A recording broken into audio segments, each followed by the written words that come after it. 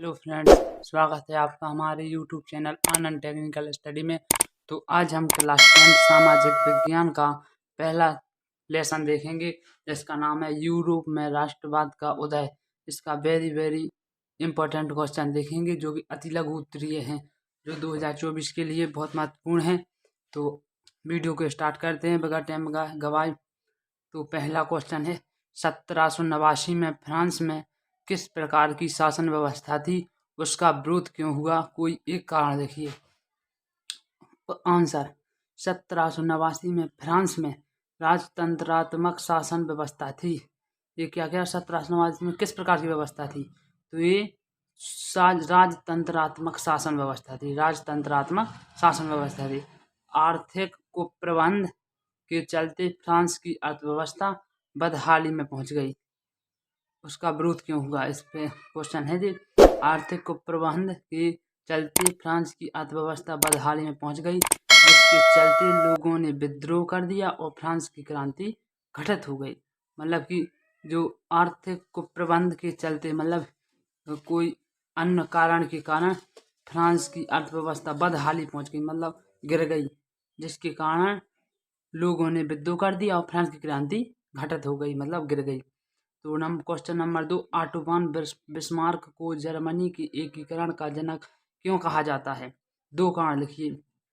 तो उत्तर, कारण number 1, auto Bismarck ने रक्त और लोहे की नीति ऑटो बिस्मार्क ने रक्त और लोहे की नीति सैन्य शक्ति पर चलकर जर्मन का एकीकरण करने में महत्वपूर्ण भूमिका निभाई। ऑटोमन रक्त और लोहे नीति जर्मन की एकीकरण में महत्वपूर्ण भूमिका निभाई, इसलिए उसे जर्मनी के एकीकरण का जनक कहा जाता है। इसलिए उसको जर्मनी का एकीकरण कहते हैं। नंबर 2, कारण नंबर 2, बिस्मार्क ने कूटनीति द्वारा ऑस्ट्रिया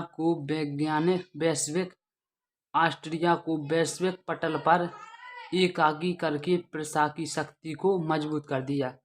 ऑटो बिस्मार्क ने जर्मनी को एकीकरण का जनक कहा गया। इसके दो कारण, एक नंबर 1 बता दिया। नंबर 2 है, कूटनीति द्वारा ऑस्ट्रिया को वैश्विक पटल पर एकाकी करके प्रशासकी शक्ति को मजबूत कर दिया। अब क्वेश्चन नंबर 3, जर्मनी का एकीकरण कब और कैसे हुआ? जर्मनी का एकीकरण कब और कैसे हुआ? ये वेरी मोस्ट इम्पोर्टेंट है, इसको जरूर याद कर लेना और कॉपी पर जरूर लिख लेना। तो उत्तर, मध्य वर्गीय जर्मन लोगों में प्रबल राष्ट्रवादी भावनाएं विद्यमान थीं। मध्य वर्गीय जर्मन लोगों में, मतलब मीडियम टाइप के लोगों में, जर्मन के जो मीडियम थे, जो ज़्यादा ऊंचे भी नहीं थे और नीचे भी नहीं थे, उनमें राष्ट्रवादी भावनाएं विद्यमान थी, मतलब राष्ट्रवादी भावनाएं थीं। इन राष्ट्रवादी लोगों ने 1848 ईस्वी में जर्मन महासंघ के विभिन्न क्षेत्रों को एकता के सूत्र में बांधकर एक निर्वाचित संसद के माध्यम से शासित राष्ट्र राज्य बनाने का प्रयास किया था। ये जो राष्ट्रवादी लोग थे मध्यम वर्ग जर्मन की, तो इन्होंने 1848 में जर्मन महासंघ बनाया। इसके विभिन्न क्षेत्रों में एकता की सूत्र में बांधकर, मतलब कि जो महासंघ बनाया 1848 में जर्मन का, उसको एकता से बनाया और कई जगह फैला दिया, जैसे सांसद माध्यम से शासित राज्य बनाने का प्रयास किया गया। 7 वर्ष के दौरान ऑस्ट्रिया, डेनमार्क और फ्रांस से तीन मुद्दों में प्रशा की जीत हुई। 7 वर्ष के दौरान ऑस्ट्रिया, डेनमार्क और फ्रांस के 3 मुद्दों में प्रशा की जीत हुई और एकीकरण की प्रक्रिया पूरी हुई। जिन्होंने एकीकरण महासंघ चलाया था, उसकी एकीकरण की प्रक्रिया पूरी हुई। जनवरी 1871 ईस्वी में वर्साय में हुए एक समारोह में प्रशा के राजा विलियम प्रथम को जर्मनी का सम्राट घोषित किया गया। मतलब कि जो जर्मनी का सम्राट विलियम प्रथम को घोषित किया गया, राजा विलियम को घोषित किया गया, मतलब राजा बनाया गया। तो क्वेश्चन नंबर 4, जर्मनी के एकीकरण में सबसे महत्वपूर्ण योगदान किसका था? जर्मन राष्ट्र का प्रथम सम्राट कौन घोषित किया गया? तो प्रथम सम्राट तो विलियम ही था। तो जर्मनी के एकीकरण में सर्वाधिक महत्वपूर्ण योगदान ऑटो बिस्मार्क का था। ऑटो वन बिस्मार्क ने ही इसको चलाया था और इसको भी एकीकरण में पूरा किया था।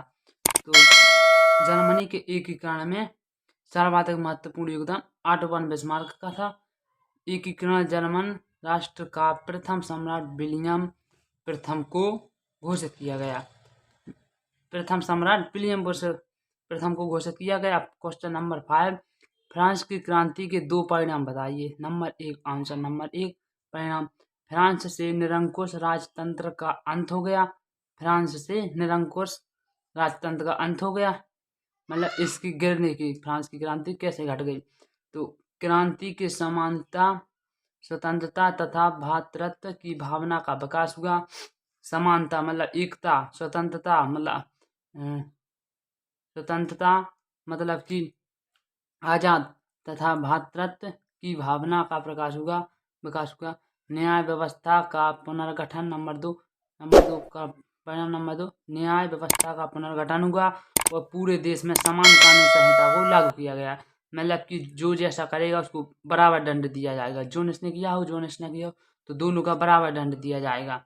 तो ये ऑटो वन बिस्मार्क की फ्रांस की क्रांति में ही हुआ। तो क्वेश्चन नंबर 6 एंड आखिरी क्वेश्चन, अति लघु तरीका। बस 6 क्वेश्चन आपको याद करना है। अति लघु पहले चैप्टर का खत्म हो जाएगा। इटली के एकीकरण में महत्वपूर्ण भूमिका निभाने वाले 3 नेताओं का नाम लिखिए। जो इटली के एकीकरण में, मतलब कि इटली को आगे बढ़ाने में जिन भूमिका निभाने नेता थे उनका नाम लिखना है 3। तो इटली के एकीकरण में आंसर, इटली के एकीकरण में महत्वपूर्ण भूमिका निभाने वाले 3 प्रमुख नेताओं में काउंट काबूर। नंबर 1 काउंट काबूर, 2 गैरीबाल्डी और विक्टर इमैनुअल द्वितीय ने महत्वपूर्ण भूमिका निभाई। नंबर 1 कौन है? काउंट काबूर, और दूसरा है गैरीबाल्डी, और तीसरा है विक्टर इमैनुअल द्वितीय। तो आज की वीडियो यहीं ख़त्म होती है। अगर आपको वीडियो अच्छी लगी हो तो सब्सक्राइब एंड लाइक शेयर जरूर करें और हमारे चैनल से जुड़ें। Thank you.